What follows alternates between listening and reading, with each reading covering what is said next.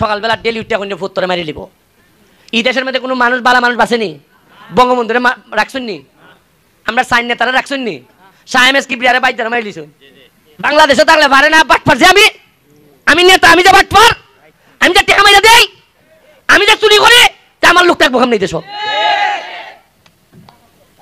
নেতা যখন চুর হয় এলাকার মানুষের ভাগ্যের মধ্যে কুস্তা থাকেনি। আর এরা বিদেশ আর যাই করে নেতা বালা। আরে মরার ভয় তো দেখায় তারে যে বাঁচতে চায়, আর আমি তো মরার লেগে প্রস্তুত আছি, এর লেগে বাঁচা আমার নসিব আছে। আর তবে ইমাম সাহেবের মধ্যে আমি আবার সাংঘাতিক বালা ইমাম সাহেব, দাঁড়াও বিরাট দাঁড়, আমার দেখলো ওই গরু আধা উল্টি জায়গা। ব্যারিস্টার সুমন মানেই আগুন। ব্যারিস্টার সুমন কাউকে ভয় পায় না, কাউকে পরোয়া করে ব্যারিস্টার সুমন কথা বলে না। এবার যে কথাগুলা বলেছে ব্যারিস্টার সুমন, যা শুনলে আপনারা অবাক হবেন। আমি সম্পূর্ণ আলোচনাটুকু ব্যারিস্টার সুমনের শোনাচ্ছি, ধৈর্য সহকারে ভিডিওটি দেখবেন এবং ব্যারিস্টার সুমনের কথাগুলা শুনবেন। চলেন আমরা সম্পূর্ণ আলোচনাটুকু শুনে আসি। মনে করে বাবা আর সামনে চাপাচাপি করার গলাটা নিক গিয়া, কারণ আমার কর্মবালা যে আমি কি জিনিস আছি, কি জিনিস ছিলাম পরিপূর্ণভাবে আপনারা বুঝতে পারবেন যদি এইভাবে আমি ধারাবাহিকভাবে চলতে পারি। পরিপূর্ণভাবে বুঝতে পারবেন যেদিন আমার জানাজা পড়ে আমারে বিদায় দিবেন, সেদিন বুঝবেন যে কি আমি কইরা গেছি আমার এলাকার জন্য। জন্মের পরে যে জন্মস্থান পাইছিলাম, মৃত্যুর আগে এর চেয়ে ভালো জন্মস্থান আমি রেখে যাচ্ছি। এটা আপনাদের পরবর্তী প্রজন্ম বুঝবে যে কি আমি রেখে যাচ্ছি এই এলাকারে। আমার কোস্তা হন লাগতো না।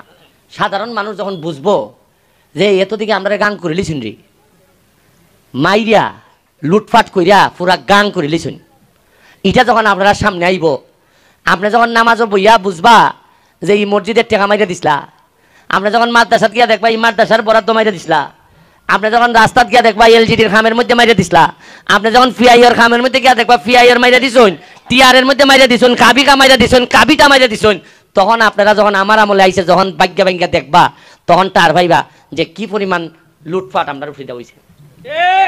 শুরু করিতেছি মহান আল্লাহর নামে, যিনি পরম করুণাময় এবং অত্যন্ত দয়ালু।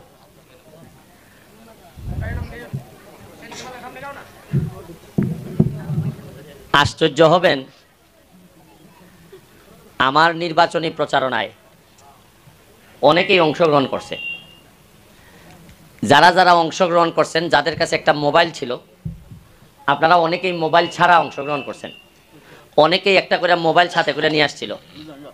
এই যে আমার সামনে যে মোবাইলগুলো আছে, সাইডে যে মোবাইলগুলো আছে, এই মোবাইলগুলা শুধু এরা আমার ভিডিও করে যে তা না, প্রতিটা ভিডিওর মধ্য থেকে টাকা আসে। টাকা আবার এটা ডলারে আসে। ডলার কোন দেশের? আমেরিকান ডলারে আসে।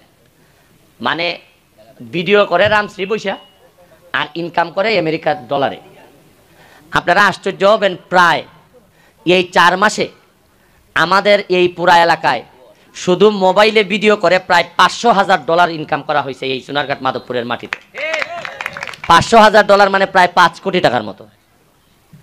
এটা কি আপনারা আগে জানতা যে এই মোবাইলের ভিত্তিতে মানুষে খালি খরচা করে, এমবি ভরে, 300 টাকা ফ্লেক্সি লুট করে, কিন্তু এটা দিয়ে যে টাকা আয় কোন সময় জানছিলানি?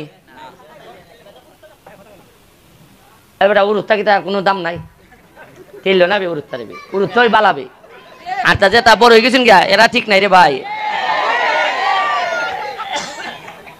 আমার তো এরার মধ্যে ভবিষ্যৎ দেখি, আমি তো ভবিষ্যৎ দেখি উরুত্তার মধ্যে, ছোট বাচ্চাদের মধ্যে। কারণ আমি আমার মধ্যে ভবিষ্যৎ দেখতে পাই না, কারণ আমার রক্ত তো দূষিত হয়ে গেছে। কারণ এরা এখনো আছে, এদেরকে নিয়ে এখনো স্বপ্ন দেখি আমি।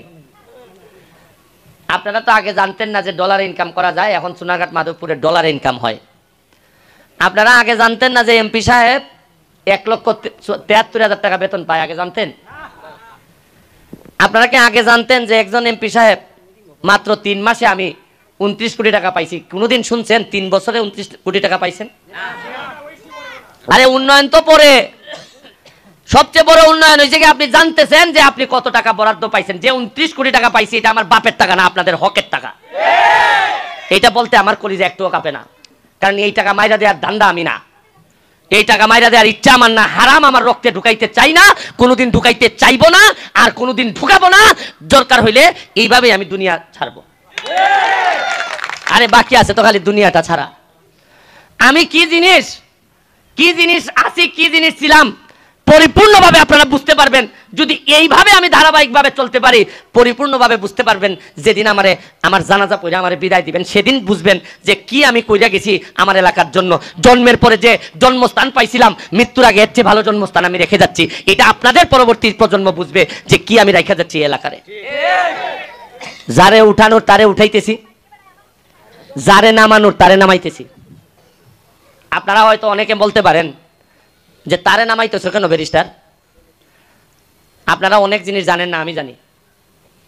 উনি রাইতে রাইতে কাটিং করে, আমি জানি। আপনার সামনে তো উনি সুন্দর পোশাক পরে বালা বালা মাতে, কিন্তু আমার কাছে তো সব ইনফরমেশন তথ্য আয় না, এমপি দ্বারা আয় না। আমার ওসি জানায়, ইউনো জানায়, এনএসআই জানায়, ডিজিএফআই জানায়, যত তদন্ত আছে। যারা রাইতের খাম করুন, রাইতের খামলা যারা আসুন, এরা তো আপনারা তো ঘুমতা হইন, এরা তো জানে তাই যে রাইতের খামলা। তখনই আপনারা মাঝে মধ্যে সিগন্যাল দেওয়ার চেষ্টা করি যে আপনারা তাদেরকে উপরে উঠায়েন না, বরং যারা সৎ মানুষ, বরং যারা মানুষের কল্যাণে কাজ করে, যাদের মধ্যে তারুণ্য আছে, যে দিনে রাইতে দৌড়াইতে পারবে, তাদেরকে নেতা বানান। সোনারঘাটের মাধবপুরের মানুষ গত 50 বছরের ইতিহাস ভাইয়া আজকে আমারে নেতা বানাইয়া, আশা করি এটার ফসল পাইতেছে। প্রতি সপ্তাহে যেভাবে আমি বাড়ি দৌড়াই আসি, আপনারা চিন্তা করেন, উন্নয়ন তো পরে, এগুলা বাদ দেন। আপনারা যে এমপিরে যে দেখতে পান, এমপিরে যে এমপি সাপ ডাকা লাগে না, আমার যে সুমন ভাই বা সুমন, ছোট ভাই সুমন ডাকতে পারেন, এবং যে ইচ্ছা আমার কাছে আসতে পারেন। আরে আগে 10 বছর ধরে তো দেখছি যে এমপি মানে একটা ফিসাবের সমান দাঁড়ো যাওয়া যায় না, চাইলা বাসলা চলা কইরা ব্যারিকেড দেওয়া। আর এমন ওজনলা বেটাইন ব্যারিকেড দেয়, এরারে তুই যাইতে সামনে। আপনি এখন চাই আজকে যদি আমি